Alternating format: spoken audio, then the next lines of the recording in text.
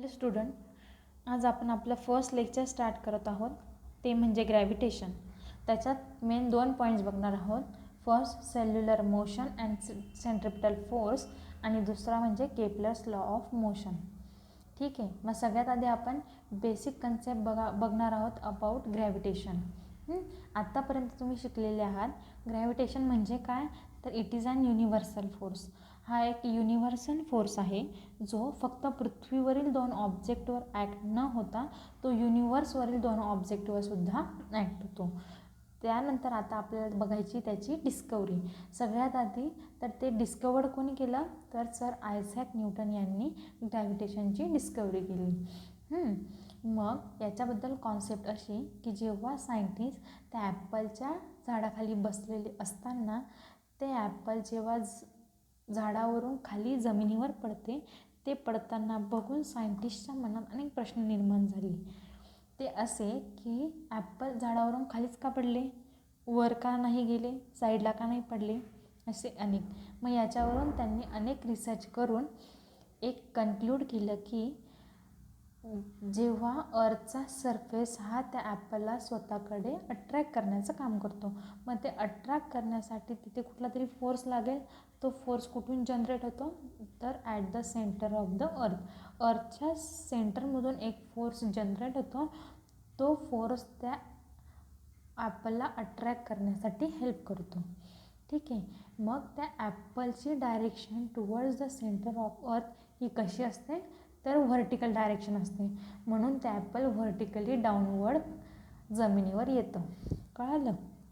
मग याच्यावरून पुन्हा सायंटिस्टला अनेक प्रश्न पडले की जसं अर्थच्या सरफेसवरून डिफरंट हाईटवर असलेले ॲपल जमिनीवर खाली येतात, तिथे हा फोर्स अप्लाय होतो. त्याचप्रमाणे हा फोर्स युनिव्हर्सवर सुद्धा अप्लाय होईल का, म्हणजे पृथ्वीच्या सरफेसपासून खूप जास्त अंतरावर असणाऱ्या लाईक सन, मून, अदर प्लॅनेट्स यांच्यावर अप्लाय होईल का, असे प्रश्न सायंटिस्टच्या मनात आले. त्याच्यासाठी त्यांनी एक एक्सपेरिमेंट रन केला. तो म्हणजे circular motion and centripetal force. मग जसं आपण लहानपणी खेळतो, एक दोरा घेतला, त्याच्या एका बाजूला दगड बांधला, दुसरी बाजू आपल्या हातात ठेवली आणि ते सर्क्युलर मोशनमध्ये फिरवला तो दोरा, तो दगड. तर तो सर्क्युलर मोशनमध्ये फिरण्यासाठी त्याला फोर्स कुठून मिळाला, आपल्या हाताकडून, आपल्या बॉडीकडून, म्हणजे at the center of the circle. ठीक आहे. त्यामुळे तो काय मूव करू शकला. ज्या वेळेला आपण तो फोर्स स्टॉप करू त्यावेळेला तो दगड काय होईल, फेकला जाईल स्ट्रेट लाईनमध्ये. तो स्ट्रेट लाईनमध्ये फेकला गेल्यानंतर ज्या टाईमला तो फेकला जाईल ती त्याची झाली व्हेलॉसिटी, आणि तो तिथे काय करेल, सर्कलचा टँजंट फॉर्म करेल. ठीक आहे. आणि हीच कॉन्सेप्ट सेकंड पॉईंटमध्ये सांगितली आहे. A force act on any object moving along a circle and it is directed toward the center of the circle. जर एखाद्या ऑब्जेक्टला सर्क्युलर मोशनमध्ये फिरण्यासाठी कुठला फोर्स लागत असेल आणि तो force at the center of the सर्कलकडून मिळत असेल, तर त्याला काय म्हटलं जातं, सेंट्रिपिटल फोर्स. जे आपण जो एक्सपेरिमेंट आहे तो ह्या डायग्राममध्ये दाखवला आहे. ठीक आहे. मग याच्यावरूनच एक्सपेरिमेंटवरून पुढे कन्क्लूड केलं. बघा, मून काय झाला, हा नॅचरल सॅटेलाईट आहे. जसं आपण लहानपणापासून ऐकत आलो आहे की चंद्र हा पृथ्वीच्या भोवती प्रदक्षिणा मारत असतो, हे तुम्ही ऐकलं आहे. म्हणजेच की मून हा अर्थच्या अराऊंड एका ऑर्बिटला तो फिरत असतो. जसं की त्या स्टोनला त्या मूव्हमेंट करण्यासाठी कुठला तरी फोर्स लागतो, त्याचप्रमाणे मूनला सुद्धा मूव्हमेंट करण्यासाठी एक फोर्स लागत असेल, त्याच्यानेच तो मूव्ह करत असेल. मग तो फोर्स कुठून मिळतो, तर तो सेंटर ऑफ द अर्थच्या सेंटरमधून जेव्हा फोर्स मिळतो मूनला, तेव्हा तो तिथे एका ऑर्बिटला तिथे फिरत असतो.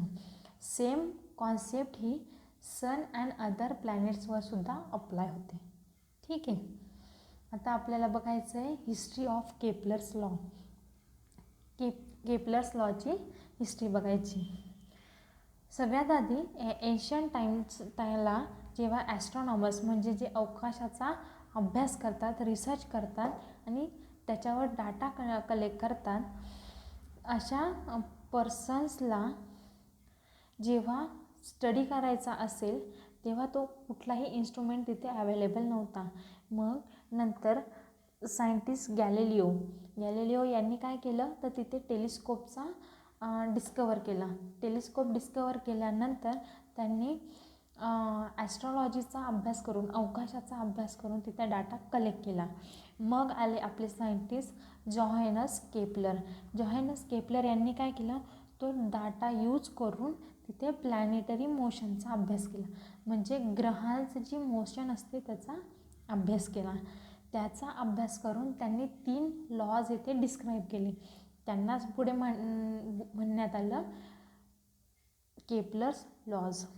ठीक आहे. मग आता आपण ते बघण्याआधी एक कॉन्सेप्ट बघूया. तर डायग्राम दिसते, डायग्राममध्ये कोन आहेत.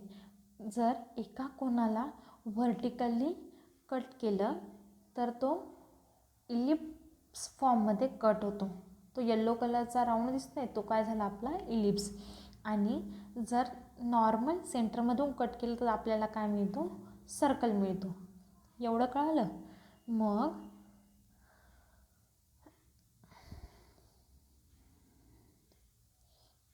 हे बघा, जसं सर्कल आहे, सर्कलचा जर सेंटर पॉईंट असेल तो सेंटरला प्रेझेंट असतो. ठीक आहे, तो एकच असतो. त्याप्रमाणे जर आपण इलिप्स बघितला तर इलिप्सला 2 मेन पॉईंट असतात. ठीक आहे, त्याला काय म्हणतात, फोकाय. जर सिंगल असेल तर त्याला फोकस म्हणतात आणि जर एकापेक्षा जास्त असेल तर त्याला फोकाय म्हणतात. ठीक आहे. मग ते कशाने दर्शविले जातात, F1 आणि F2 ने. ठीक आहे, मग ते F1 आणि F2 याने दर्शविले जातात. एवढं कळालं. ठीक आहे, आता पुढे बघूयात. मग आता केपलर्स लॉ बघण्याआधी आपण ही एक डायग्रॅम ती समजून घ्यायची.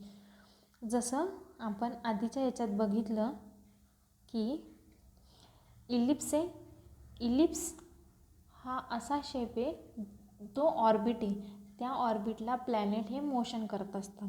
ठीक आहे, म्हणून आपण इलिप्स म्हणजे काय ते आधी समजून घेतलं. मग समजा हे ऑर्बिट आहे. ठीक आहे, या ऑर्बिटच्या मध्ये आपण बघितलं की 2 पॉईंट असतात, एक F1 आणि एक F2. ठीक आहे, हा झाला आपला F1 आणि हा झाला F2. ठीक आहे, मग या दोघं पॉईंटच्या पैकी एका पॉईंटला सन प्रेझेंट असतो. ठीक आहे, तो इथे दाखवला आहे, सन दिसतो डायग्राममध्ये.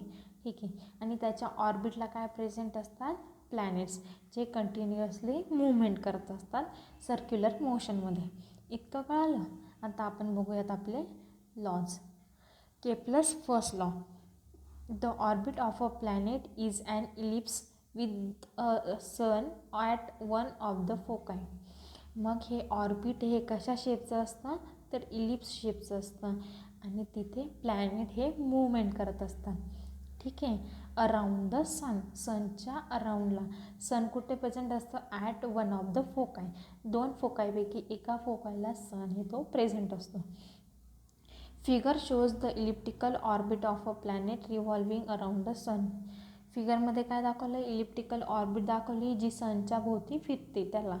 ठीक आहे, the position of the sun is indicated by S. आणि सनची पोझिशन ही ती कशाने दाखवली आहे तर एसने. नंतर बघूया Kepler's second law. First law कळाला, एकदम सिम्पल होता. आता second law, the line joining the planet and sun sweeps equal areas in equal interval of time. काही वेळानंतर ते प्लॅनेट एका ठिकाणावरून दुसऱ्या ठिकाणी जातात, म्हणजे स्वाईप होतात आणि मग तिथे एरिया तयार करतात. जसं सुरुवातीला AS हा एरिया असेल तर थोड्या वेळाने ते बीच्या पोझिशनला जातात सर्टन इंटरव्हल ऑफ टाईम, आणि तो एरिया कवर केल्यावर तो काय तयार करतात तिथे एरिया, त्याला काय म्हणतात ASB. ठीक आहे, तेच खाली दिले AB and CD are distance covered by the planet in equal time, that is after equal interval of time. The position of a planet starting from A and C are shown by B and D respectively. म्हणजे त्याचा starting point कुठला असतो, ए किंवा तिकडे C, आणि certain interval of टाईमनंतर तो कशाने indicate केला आहे तर बी आणि डीने. The straight lines A S and C S swipes equal areas in equal interval of time, that is area A S B and C S D. Certain interval टाईमनंतर ते equal areas हे ते काय करतात, cover करतात, आणि ते कशाने डिनोट केले, ए एस बी आणि सी एस डी याने. एवढं कळालं, ठीक आहे. आता आपल्याला सिम्पल लॉ होते, आता आपल्याला बघायचं आहे third law, Kepler's third law. The square of its period of revolution around the sun is directly proportional to the cube of the mean distance of a planet from the sun. Thus, if r is the average distance of a planet from the sun and t is the period of revolution. ठीक आहे. मग याच्यात काय सांगितलं आहे हे बघा. जर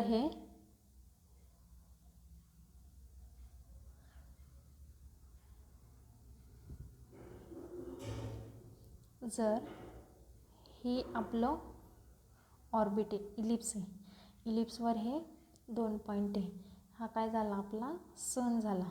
ठीक आहे. मग या सनच्या अवतीभोवती हे प्लॅनेट्स काय आहे, रिव्होल्यूशन करतायत. हे रिव्होल्यूशन करतायत तर हे सर्टन टाईममध्ये एक रिव्होल्यूशन कंप्लीट करता, म्हणजे एक राऊंड येतो कंप्लीट करता. ठीक आहे. मग तो टाईम आहे, तो पिरियड ऑफ रिव्होल्यूशन आहे, तो कशाने इंडिकेट केला जातो तर टीने. ठीक आहे.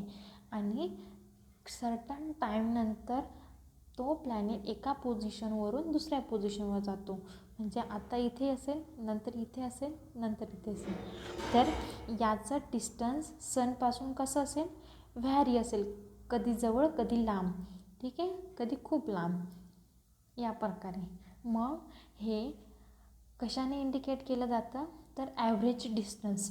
ॲव्हरेज डिस्टन्स म्हणजे काय तर दोघांची मीन व्हॅल्यू. जसं 1 ते 10मध्ये ॲव्हरेज नंबर कुठला असेल तर 5. ठीक आहे. त्याप्रमाणे याचा ॲव्हरेज डिस्टन्स काढला जातो. तर कशाने इंडिकेट केला जातो तर आरने. ठीक आहे.